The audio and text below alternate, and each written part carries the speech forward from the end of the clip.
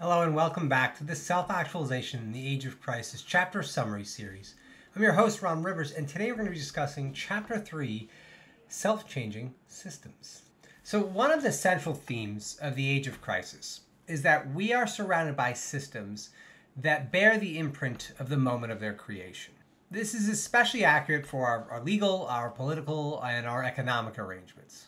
So for example, to kind of illustrate what I mean, those three that I just mentioned are all built upon the U.S. Constitution, right? This foundational framework of a body of law designed over 200 years ago for a human time experience that was dramatically different from our immediate present.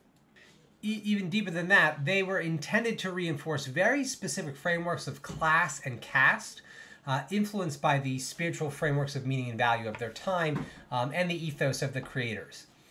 Now, to that end, I want to emphasize it's not a problem that a system is inadequate, right? Like that, for example, representative democracy in the immediate present is an inadequate form of governance.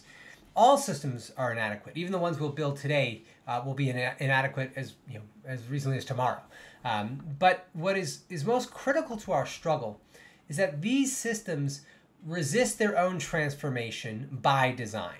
So they prioritize the maintenance of the status quo instead of their revision towards to meet the needs of the moment.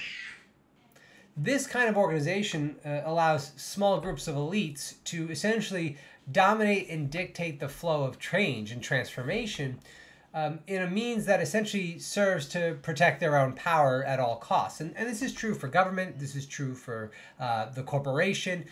This is true in a wide range of directions and frequencies within our present forms of organization.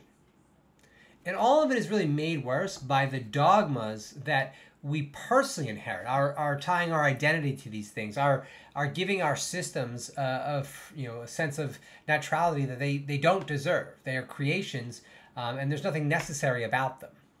Now, when we talk about self-changing systems, this refers to the organization of society in such a way that our systems, whether they be economic, legal, political, social, and spiritual, are built with the functions and the pathways to support their own revision over time. It breaks us free of the duopoly of choice that is presently available to us, which is essentially to preserve existing institutions or make really small, minimal revisions that don't do anything to really stray from their core principles. When we build the capacity for self-revision into our systems, right? When we create self-changing systems, it does two core things. The first is that it frees us from a past that we had no say in choosing. So it weakens the past's power over our immediate present. It also, and probably more importantly, reduces our reliance on crisis to create change. And I dive into this more deeply in the text, but if you consider the vast amount of transformations over human time, many of the most fundamentally important ones were a result of crisis. So part of systemic actualization and why it's a part of our spiritual project is to free humanity from the reliance on crisis to create foundational transformation in ourselves and the systems that we surround ourselves with. And later on in the chapter, I'll also explore some legal innovations for how we might actually incorporate these changes and support self-changing systems within the immediate present and the existing institutions, right?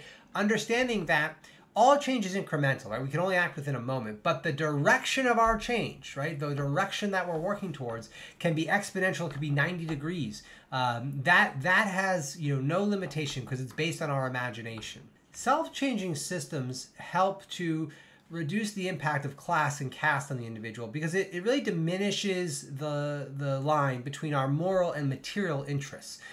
By creating self-changing systems, we kind of fuse those two things into one where as our spirituality, as our person, as our being grows, so do the systems that we're surrounded by, as opposed to our present circumstance where we have this emergent consciousness, this evolution of intelligence that is trapped within these existing frameworks of meaning and value.